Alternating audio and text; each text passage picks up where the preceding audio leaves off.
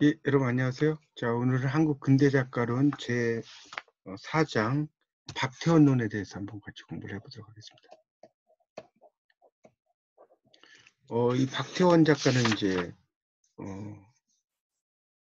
다양한 실험 정신을 이제 많이 했다라고 볼 수 있죠. 문학에 대해서 실험 정신 많이 보였다라고 볼 수 있습니다. 그리고 이제 특히 이제 세태 소설을 많이 썼죠. 301쪽에 이제 보시면 작가 소개 나오죠. 그래서 박태원은 그 경성부 다옥정 7번지에서 아버지 박용환과 어머니 남양 홍씨의 차남으로 태어났다. 그래서 집안은 중인 출신, 그리고 조부 이전부터 청계천변에서 살았다고 나오죠. 서양 의학을 받아들여서 이제 공회당 약국, 숙부는 공회 의원을 하고 있었고 매우 유복하게 자랐다고 나오죠. 그래서 이제 어린 시절 큰할아버지로부터 천자문이라든가 통감 이런 것 등 한문 수업을 많이 받아요. 그리고 이제 춘향전, 심청전, 소대성전 등을 탐독하는 등 고소설을 이제 많이 섭렵했다고 나오죠. 옛 이야기 듣기, 말하기를 좋아했다고 나오고 있습니다. 그래서 이제 1918년에 경성 사범 부속 보통학교 입학을 해서 1922년에 경성 제1공립보통학교로 진학을 했고요. 그때 이제 15세에 공모전 장문 달맞이가 당선됐다고 나오죠. 동명에서. 그래서 이제 창작 활동을 했고 17세 때 조선문단의 시 누님이 당선되어서 문단에 데뷔를 했습니다. 그리고 이제 여러 작가들의 작품도 많이 읽게 됐고요. 그래서 여러 가지 문제로 27년에 경성 제1고보를 휴학을 하고 양의사인 숙 박용남과 이 학교 교사인 고모 박용일의 주선으로 춘원 이광수와 그런 문학 수업을 이제 또 받았다고 나오죠. 양건식에게. 그리고 다시 경성 제1고보에 복학을 했고 졸업을 해서 또 이제 일본의 동경으로 가서 호세이 대학 예과 입학을 하는데 다음에 또 중퇴를 해요. 그리고 이제 귀국해서 영화, 미술, 음악 등 서양 예술 전반 신심리주의 문학에 또 경도됩니다. 그래서 이제 그 1926년 시로 데뷔를 해서 3, 4년 동안 이미 27편의 시와 수필, 소설을 발표했고요. 또 소설가로서의 문단 활동은 30년, 그러니까 신생, 10월 후에 수염을 발표하면서부터다. 여기 나오죠. 그리고 이제 302쪽에 보면 그 유명한 또 그 소설가 구보시의 일일이라는 게 1934년에 발표돼요. 여기 보시면. 그래서 작가로서 위치를 굳혔고요. 뭐 그 외에도 이제 여러 작품들을 쭉 쓰게 됐습니다. 그래서 이제 이 박태원의 이제 소설은 어떤 이데올로기, 이념이라는 것보다는 좀 더 예술성을 중시했다. 이렇게 볼 수가 있겠죠. 그리고 이제 그런 소설적 기법, 새로운 소설적 기법, 특히 이제 모더니즘 실험 정신이 천변 풍경이죠. 302쪽의 두 번째 단락이죠. 이 천변이라는 것은 청계천변을 가리키는 겁니다. 내 풍경을 이야기하는 거죠. 그리고 이제 해방 후에 302쪽의 마지막 단락에 보면 조선 문학가 동맹에 가담을 했어요. 그리고 6.25 전쟁 중에 서울에 온 이태준을 따라서 이제 평양 시찰단의 일원으로 월북을 해요. 그래서 종군 기자로 또 활동했다고 전해지죠. 그래서 이제 평양 문학대학 교수로 재직을 하면서 월북 시조 시인인 조은과 함께 조선 창극집을 또 출간하게 됩니다. 1956년에 이제 권영이가 재혼했고 이마하면 또 유명한 그런 카프 계열의 또 작가죠. 김남청과 함께 남로당 계열로 몰려서 숙청당하고 작품 활동도 금지돼요. 그리고 60년 52세 때 이제 작가로 복귀돼서 창작을 재개했고 또 이제 역사 소설도 많이 썼죠. 그러다가 이제 망막염으로 1965년에 실명하게 됐다고 나오죠. 이제 원고지 모양의 텍스트를 이용해서 창작을 지속하다가 또 1976년에 뇌출혈로 전신불수, 언어장애. 그래서 이제 이런 상황에서도 작품의 열의가 이제 있었죠. 그래서 이제 여러 작품들 쓰는데 고혈압에 시달리다가 이제 78세에 사망을 하게 되었습니다. 그렇게 되죠. 그래서 이제 애국 열사로 승인되어서 평양 신미리 열사능으로 이장되었다고 합니다. 자, 작품 세계의 특징은 모더니스트에서 역사 소설가라고 나오죠. 박태원의 이제 소설 세계를 이제 보면 1930년대 중반 이후. 자, 이때는 이제 주로 신변 잡기죠. 신변 잡기를 소재로 한 그런 통속적인 연애담이라고 그러죠. 자,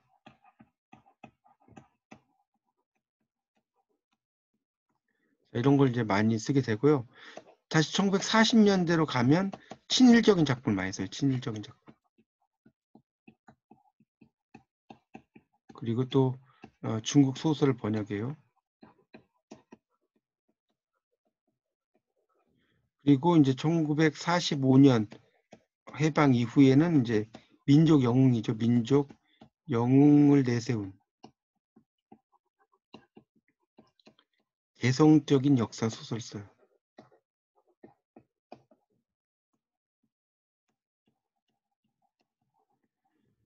있습니다. 그리고 이제 월북하고 나서 월북 후에는 이제 북한의 어떤 혁명 이념을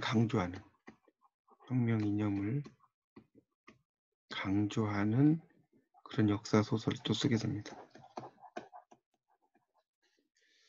그래서 이제 박태원은 이제 거기 나오죠. 303쪽에 보면 30년대 문학가 가운데 가장 매력적인 작가다. 독특하고 모던한 기법을 실험을 하고요.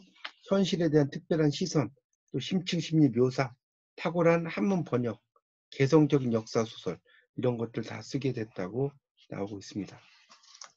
그래서 이제 박태원은 이제 그런 1930년대 최고의 모더니즘 소설가다라는 내용이 쭉 길게 나와 있죠. 304쪽에 이제 보면 두 번째 줄에 보면 박태원의 본격적인 문학 활동은 이태준을 만나면서 시작되었다고 나오죠. 그리고 구인회. 그러니까 구인회라는 것은 9사람의 모임이라는 뜻이에요. 구인회. 그런 그 구인회에 결성을 해서 이제 절정에 이르렀다. 구인회는 거기 304쪽에도 나오죠. 33년 8월 이종명, 김유영의 발기로 이효석, 이무영, 유치진, 이태준, 조영만, 김기림, 정지용 등이 참가해서 결성한 문학운동 단체다 라고 나오고 있습니다. 그런 내용들이 쭉 이야기가 되고 있습니다. 그래서 이제 이 박태원은 이제 이런 동인이면서도 또 영화에도 또 관심이 상당히 많았죠. 그 305쪽에 보시면 305쪽입니다. 거기에 이제 보면 첫째 줄에 박스 밑에 박태원이 10회에 걸쳐 연재한 표현 묘사 기교 1934년 12월이라고 나오죠. 모더니즘 소설론이 집약적으로 드러난 글이다. 그래서 이지적이고 감각적인 곧 지성과 감성이 조화를 이루는 그런 언어 구사 이런 게 중요하다고 나오죠. 그래서 여기 쭉 이 단락이 끝에 보면 영화수법 이중 노출이란 말 나오죠. 오버랩이라는. 이거 이제 오버랩이란 말 많이 쓰죠.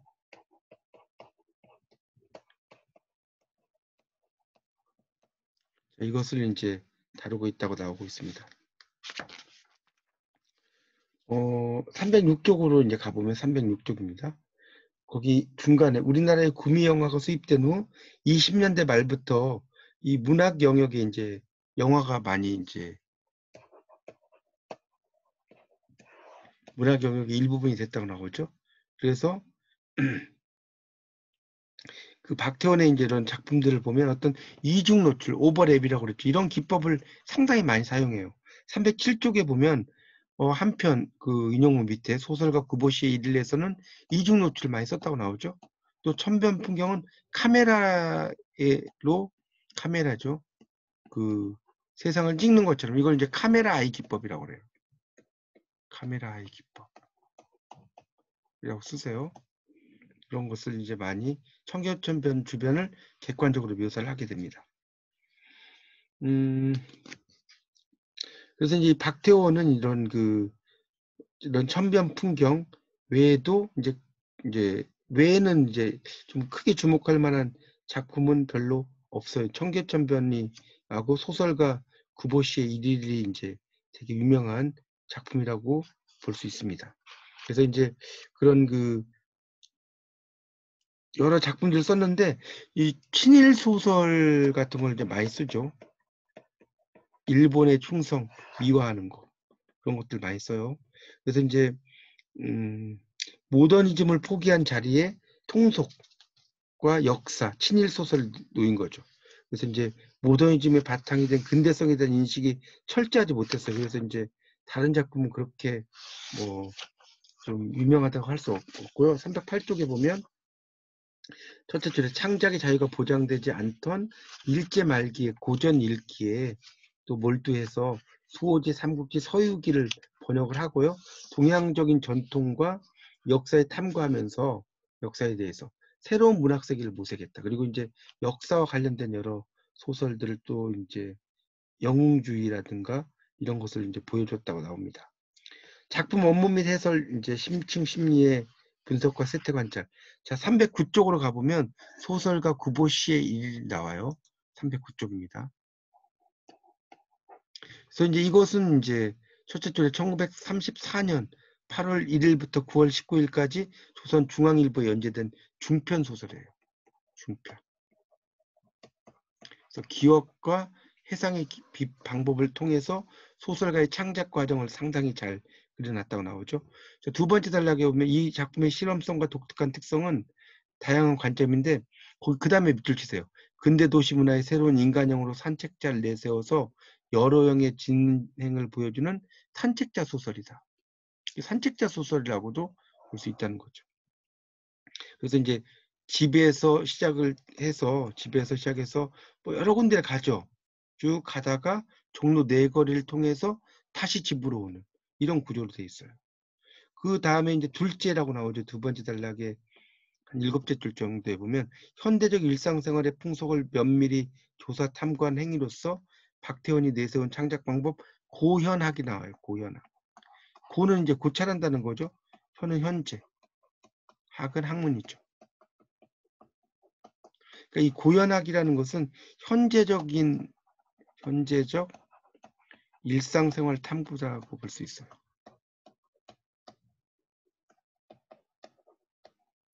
그러니까 고현학의 반대는 당연히 뭐겠습니까? 고고학이죠, 고고학.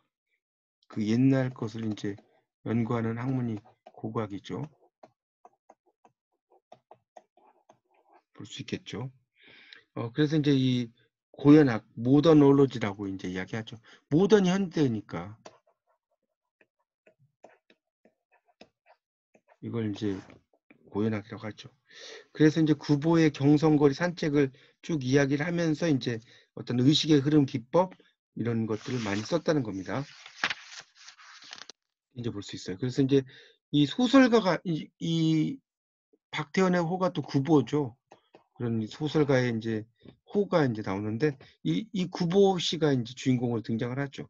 자기 소설 쓰기 과정, 소설가의 소설이다 이렇게 볼 수도 있다는 겁니다.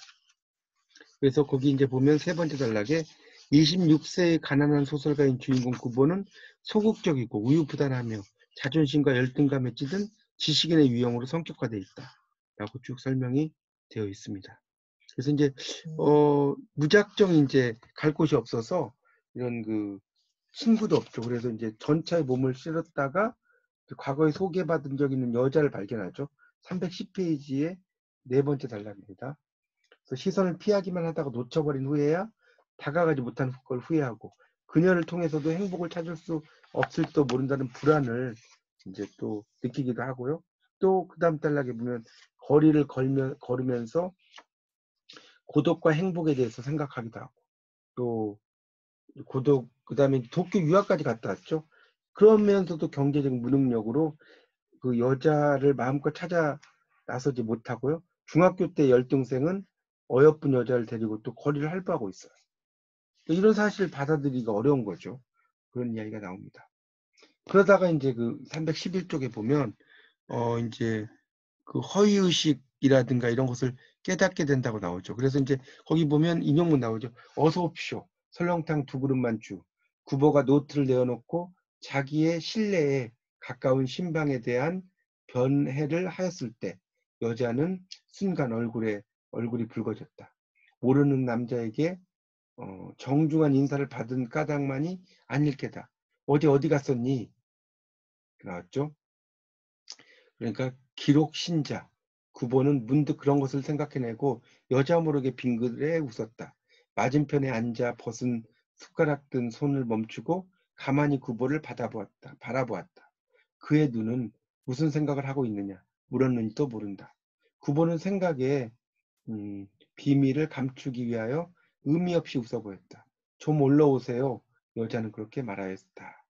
그래서 이제 구보가 이제 음식점에서 친구와 설렁탕을 먹으면서 동경에서 기록 신자를 만났던 장면을 회상하는 부분이죠. 이게 이중 노출 기법, 오버랩이라는 거죠. 그러니까 그 다음 밑줄 치세요. 현재와 과거의 교섭, 현실과 환상의 교착을 기교적 효과를 표현하기 위해서 이중 노출 기법을 사용했다. 이런 이야기가 나옵니다. 그러니까 이 소설가 구보 씨의 111이라는 그런 작품은 일종의 뭡니까? 자전적인 소설이라고 볼 수 있겠죠. 자전적 소설. 왜 그러냐면 이 구보라고 하는 것이 박태환의 필명이죠. 또 하나는 이건 뭡니까? 일종의 소설이라고 할 수 있죠. 그래서 그런 1930년대의 그러니까 문학인의 일상사죠.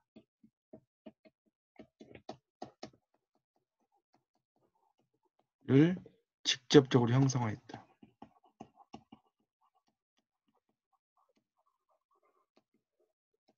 했다고 볼 수가 있습니다. 그렇게 보시면 되겠고, 그 다음에 이제 사이의 공간 천변 풍경이 나왔죠. 이 천변 풍경은 일종의 세태소설이라고 볼 수가 있어요. 그 다음에 나오는 312쪽에 나오는 천변 풍경 있죠.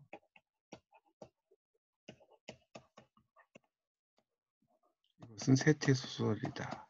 세태를 드러냈다는 거죠. 그래서 이제 여기에 이제 재봉이가 등장을 하는데, 이 재봉이는 15세에서 16세 가량의 이발소 사환이죠. 그래서 그런 그 청계천변에서 일어나는 일들을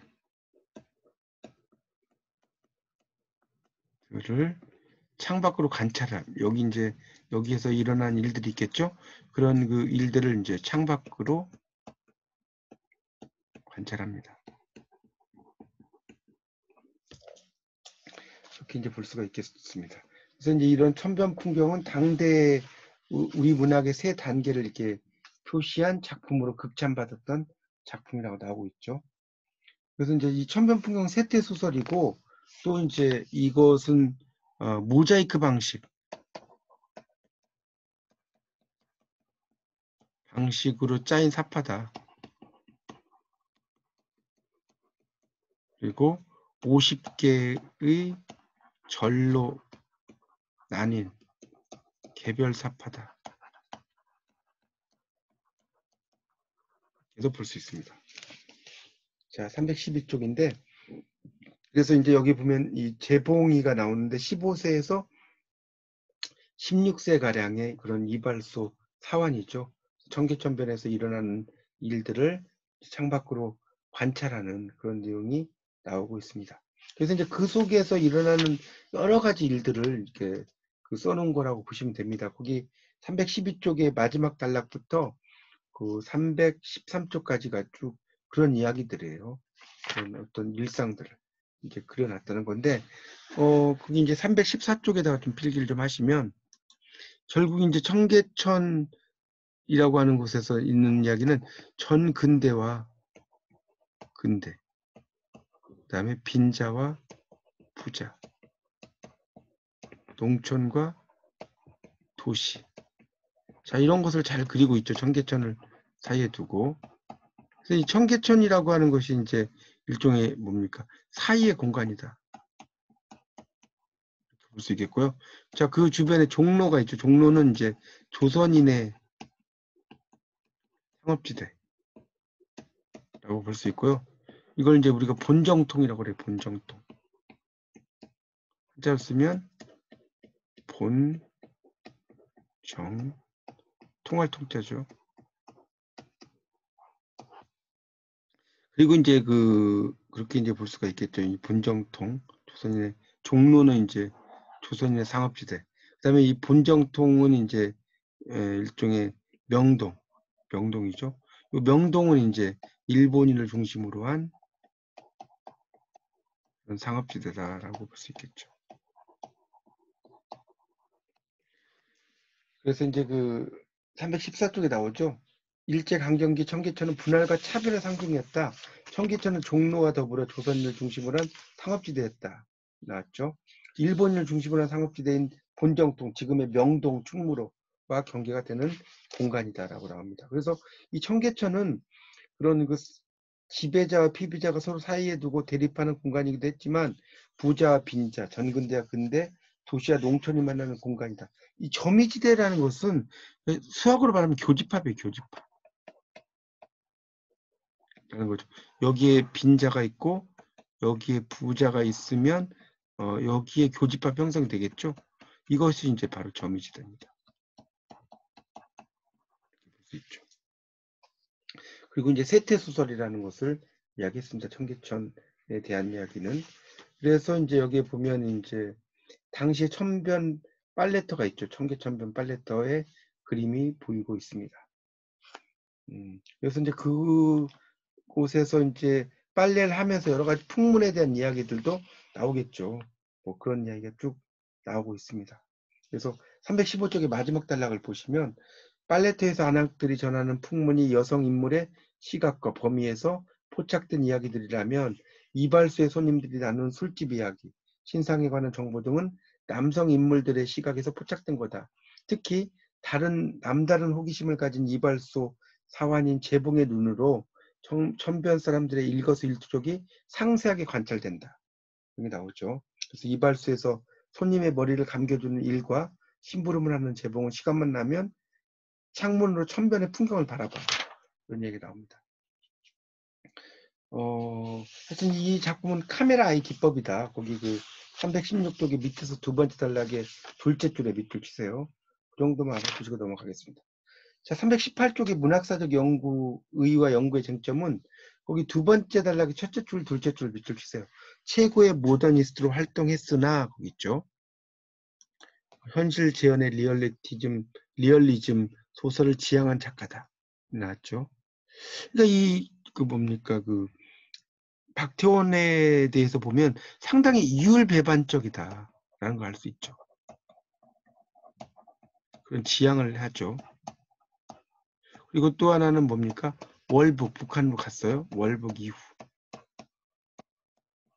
문화활동.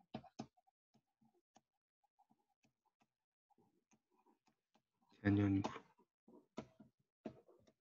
그리고 또 하나 이제 역사 소설적인 특징. 이런 것들이 이제 대표적인 지향점이라고 볼 수가 있겠죠. 그런 것들 좀 염두에 두시면서 보시면 좋을 것 같습니다. 그러니까 이제 그런 그러니까 근대적인 것을 또 지향을 하면서도 뭐 친일과 관련된 것도 있고 또 북한으로 또 다시 북한으로 건너가서 또 문화 활동을 한 것도 있고 역사적인 소설을 또 쓰게 된 것도 있고 이런 것들이 상당히 좀 여러 면에서 이율배반적인 측면이 있고 다양한 문학적인 어떤 편력들이 드러나 있다라고 볼 수가 있겠습니다. 그래서 이제 특히 이제 역사 소설을 통해서는 이제 북한의 문예 정책에 많이 부응을 또 했다라고 볼 수가 있겠죠. 그런 내용으로 여러분이 공부를 해보시면 될 것 같습니다. 자, 이상 박태원 작가에 대한 강의를 마치겠습니다. 다시 한번 잘 복습해 주시기 바랍니다. 감사합니다.